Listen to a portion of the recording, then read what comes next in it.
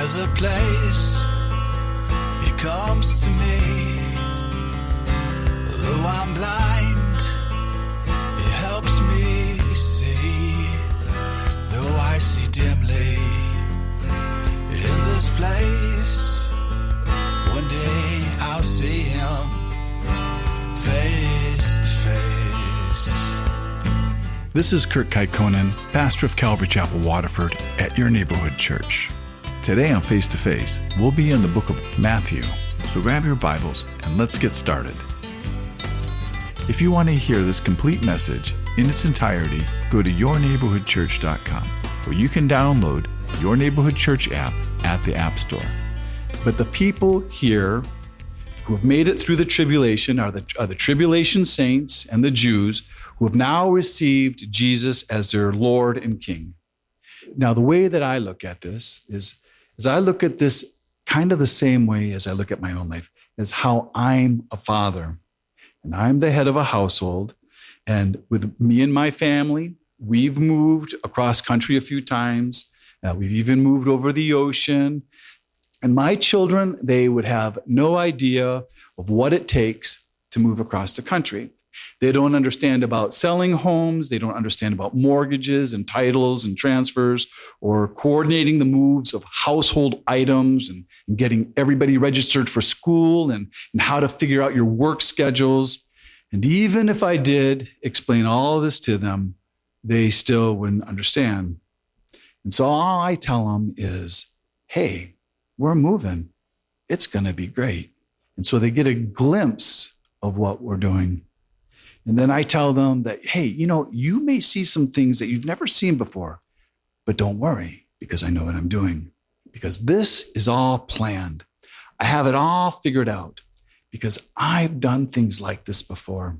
So all I tell my children is, hey, go get up in the shower, get yourself cleaned up, go get yourself dressed, and go meet me down there in the car.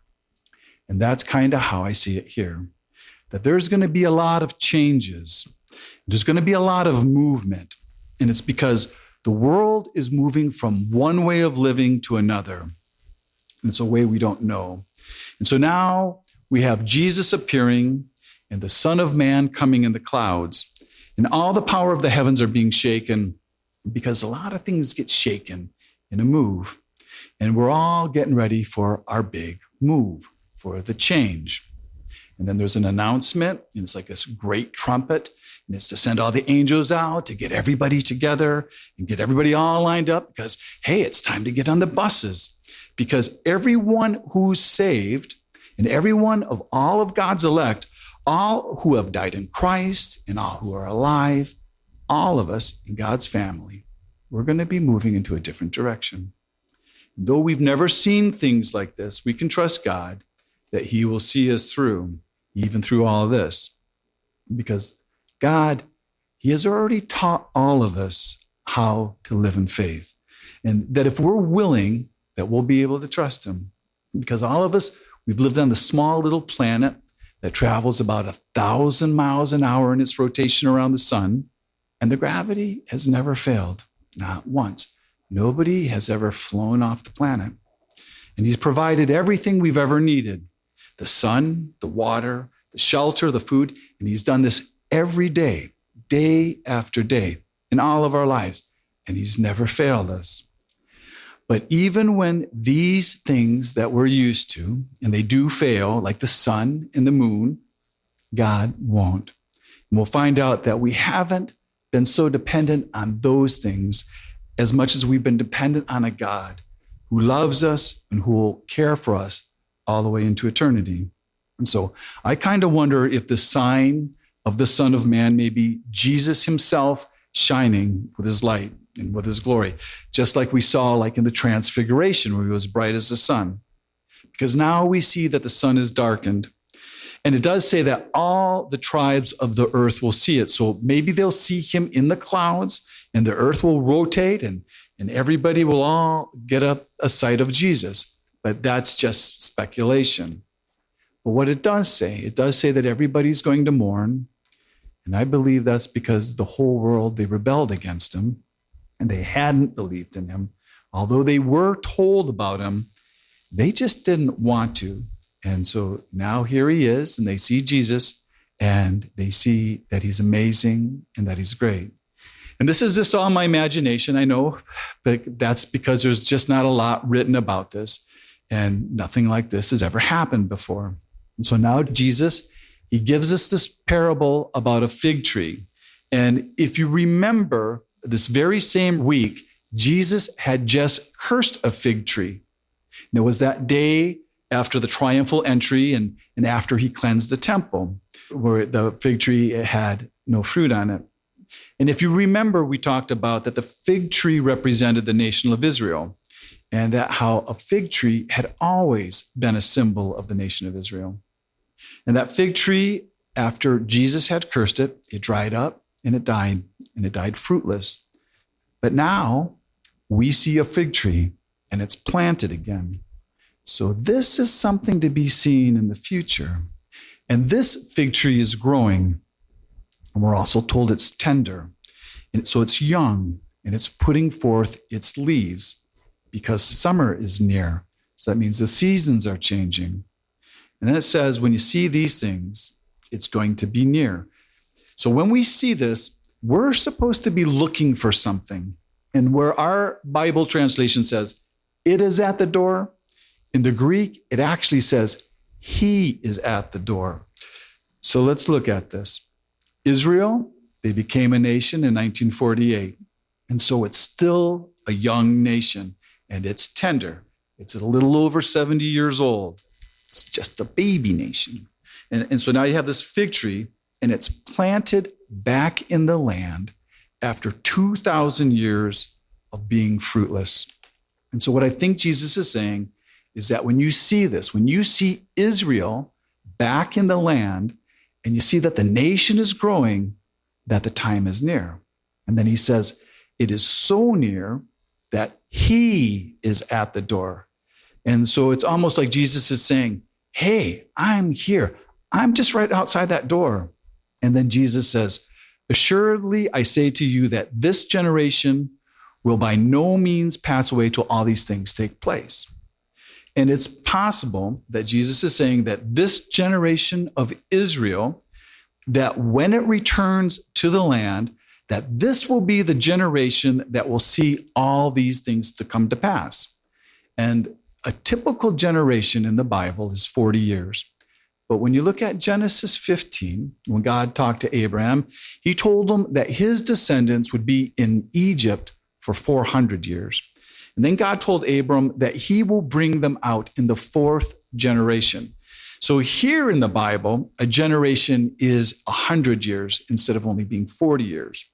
But that doesn't even really matter because the Greek word used for generation is the word genia.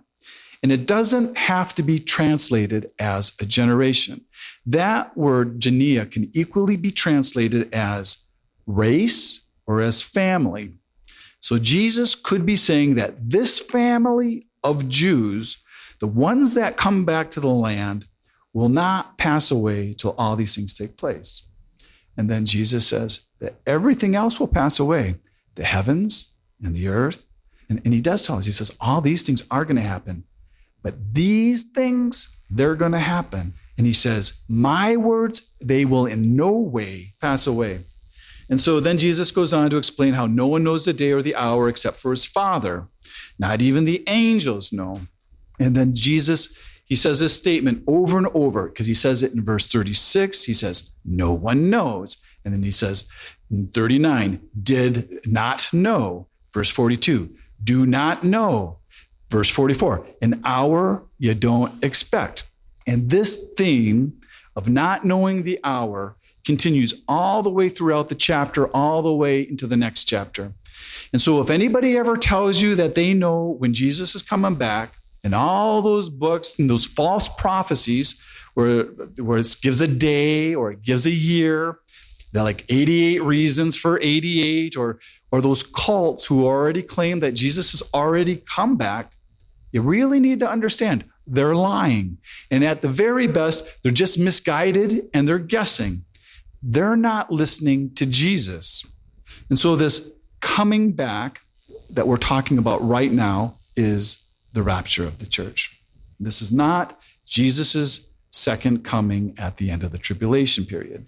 Because at the rapture of the church, all the things will seem like it's just business as usual. So when Jesus comes for his church, there will be no signs. It'll just be another day. But the whole world, they're going to know exactly that day and time at Jesus' second coming. Because at the second coming, the whole world will be broken. It'll all be turned upside down. The sun's broken and the moon's broken, and men will be hiding in the caves. They're not wanting to see the face of the Lamb. They're hoping that the rocks are going to fall on them, and everybody will be terrified. So this is a whole different world than the world that we live in right now. And it says that you'll actually be able to count the days. That'll be 1,290 days from when the abomination of desolation is placed in the temple in Jerusalem. And so everybody can know exactly the day that Jesus is coming, because all of this is written in the book of Daniel.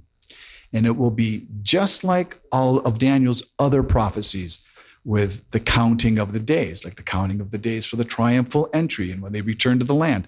And Daniel, he's batting 400. So that day, everybody will know when it is, and they'll know exactly when to expect Jesus' return. So Jesus here, he's warning the church because he doesn't want them to be caught off guard about when he comes, because this could happen at any moment, at any time. It's like a thief in the night. And so Jesus goes on and he says it'll be just like the days of Noah, and how they didn't know that the flood was coming because there was no signs. And that even though they were warned, they just kept living their lives as usual. And so it says here, it says that in Noah's days, they were eating and drinking, marrying and giving in marriage. And giving in marriage, all that means is that they were marrying off the kids, that the parents were still arranging marriages for their children, all up into the day that Noah entered the ark.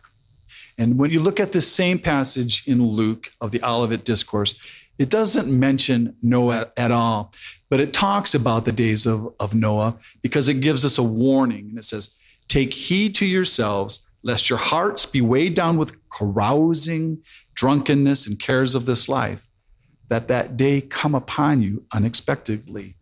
So it's just like Noah's days. And then there's this phrase right after this where it says, "Until the day that Noah entered the ark, and did not know until the flood came." And then here's this little phrase, and it says, "And took them all away. So also will the coming of the Son of Man be." And that phrase there that says, "took them all away," and the word there that Jesus is using actually means took them all away to judgment. And so some Bible teachers, they will teach you that this next section in here, 40 and 41, where it says, "And then 2 men will be in a field, one will be taken, the other left. 2 women will be grinding at the mill, one will be taken and the other left." They'll tell you that that's not speaking about the rapture of the church. You've been listening to Face to Face.